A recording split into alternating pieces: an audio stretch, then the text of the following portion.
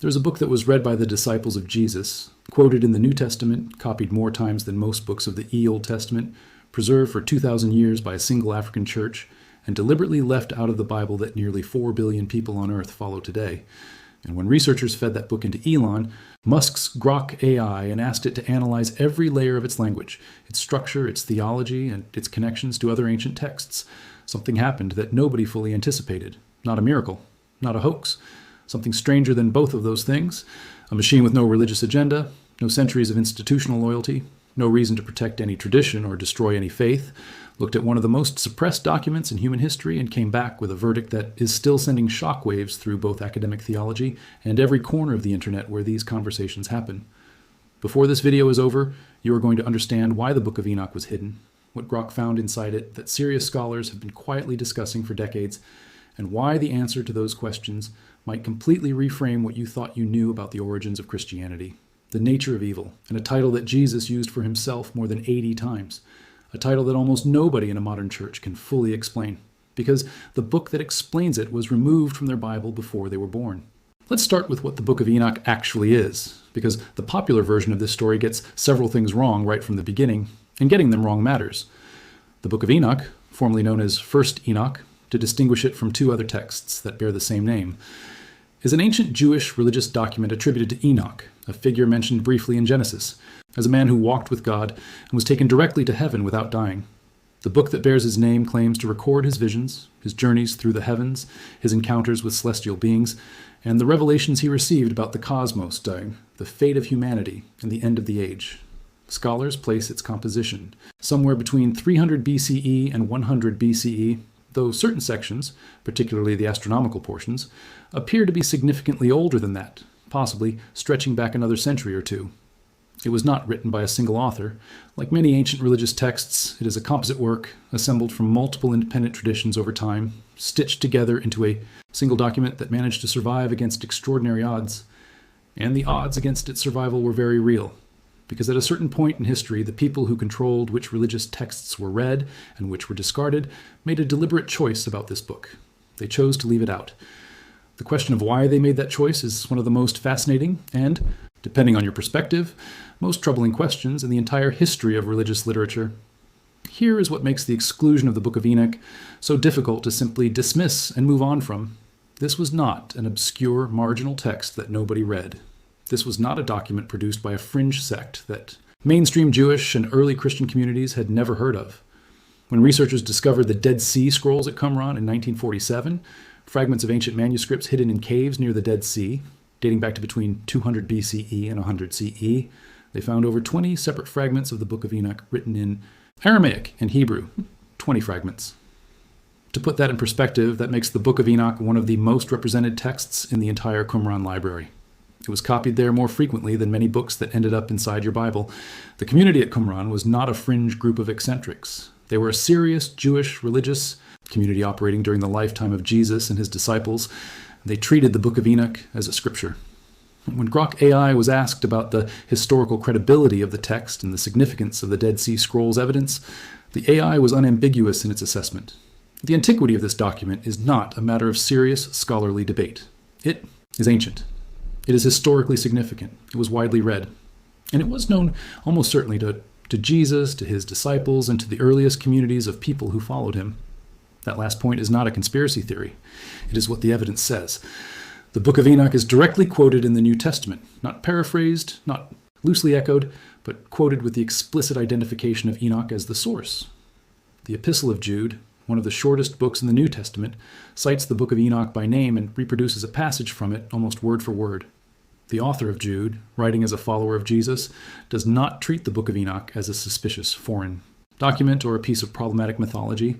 He treats it as authoritative. He quotes it the way you quote something you believe. And Jude was not alone. The theological fingerprints of the Enochic tradition appear throughout the New Testament in ways that biblical scholars have cataloged extensively, from the language of judgment in the Gospel of Matthew to the cosmic imagery of the Book of Revelation, which is why the question Grok was asked, and which the AI answered with a structured, multifaceted analysis, is not merely interesting, it is essential. If the writers of the New Testament knew this book and drew from it, then not knowing this book means reading the New Testament with critical pages missing from your reference library. So, what did Grok actually do when researchers fed it the Book of Enoch? The answer matters, because some of the ways this experiment has been described online have significantly misrepresented what a large language model can and cannot do. And being honest about those limits actually makes the findings more interesting, not less. Grok is not a supernatural oracle. It does not have spiritual discernment. It cannot verify whether Enoch actually walked with God or whether the visions described in the book represent genuine supernatural experience. What Grok can do, and what it does extraordinarily well, is analyze language, identify structural and thematic patterns across large bodies of text, make cross-textual comparisons that would require years of scholarship for a human researcher working alone, and present those findings in language that ordinary people can actually follow and engage with.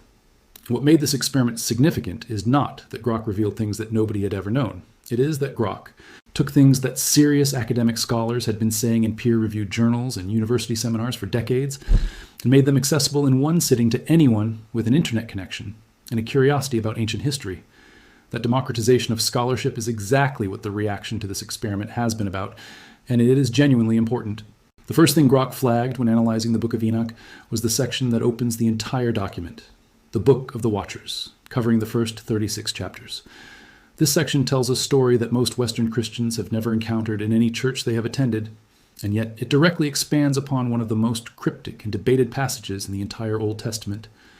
In Genesis chapter 6, verses 1 through 4, the Bible mentions in passing that the sons of God came to earth, took human women as wives, and produced offspring called the Nephilim, described as mighty men, giants, heroes of old. 4 verses. No explanation of who the sons of God were. No account of what happened to the Nephilim. No context.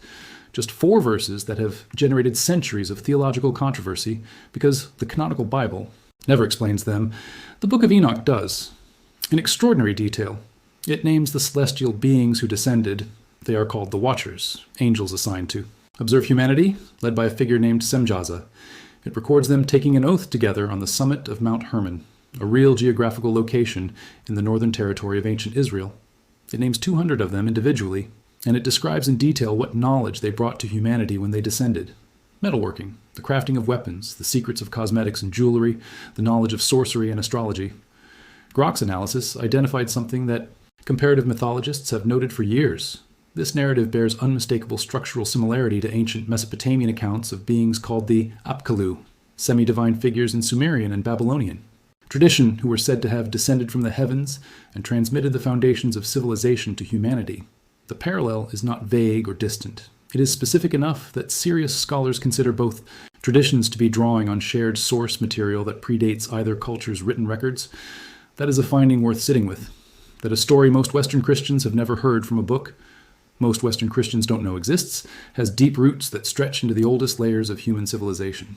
Now let's talk about the offspring of the Watchers, the Nephilim, because what Grok found in the Book of Enoch's account of these beings addresses a question that the canonical Bible raises and then completely abandons.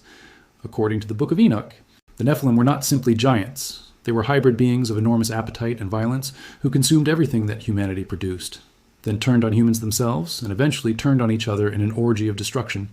But their story does not end with their physical deaths. The Book of Enoch makes a specific theological claim about what happened to their spirits after they died. Those spirits did not go to the realm of the dead like ordinary human souls. They remained on the earth. They became what the text calls evil spirits, disembodied beings of corruption and affliction that continue to harass humanity throughout history. This is presented in the Book of Enoch as the origin of demonic activity in the world. Now here is what makes that claim theologically significant, and why Grok flagged it as a critical connection point. This brings us inevitably to the question that Grok was asked directly and answered with what the AI itself described as deliberate nuance. Why was the Book of Enoch left out of the Bible? And here the AI pushed back against the way the question is usually framed, because the framing itself contains an error. The Book of Enoch was not removed from the Bible. To remove something implies it was included and then taken away. What actually happened is more complicated, more historically interesting, and in some ways more revealing. The Book of Enoch was never included in the Hebrew Bible, as canonized by rabbinic Jewish authorities in the 1st and 2nd centuries CE, the council process that produced what Christians call the Old Testament. The reasons for that exclusion are a matter of scholarly debate, but Grok outlined several factors that most historians consider relevant. The destruction of the Second Temple in 70 CE created an existential crisis for Jewish religious identity. And in that crisis, the authorities guiding Jewish tradition made deliberate choices about consolidation, about which texts would define the surviving faith. The Book of Enoch's elaborate angelology, its graphic account of fallen celestial beings corrupting humanity, and its detailed cosmology may have seemed difficult to integrate cleanly into the theological framework that Rabbinic Judaism was building for survival without the temple. For early Christianity, the councils at Nicaea in 325 CE and Carthage in 397 CE were moments of consolidation as well. Consolidation of a faith that was simultaneously expanding across the Roman Empire and battling internal doctrinal divisions. The Book of Enoch, with its complexity, its cross-cultural resonances, and its detailed mythology of fallen angelic beings, may have been harder to package for a religion that was trying to define its boundaries clearly. What the Ethiopian Orthodox Church, the oldest continuously functioning Christian tradition in the world, demonstrates by keeping the Book of Enoch in its canon throughout all of those centuries is that the exclusion was not inevitable. It was a choice. Specific people made it.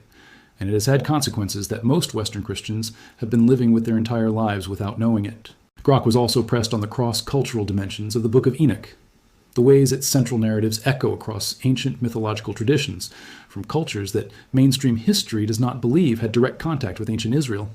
The flood that Enoch prophesies, and that Noah subsequently survives, connects obviously to the Epic of Gilgamesh, the Mesopotamian, narrative that predates the biblical flood account and features a strikingly similar story of divine warning, an ark, and the survival of one righteous family through a catastrophic deluge.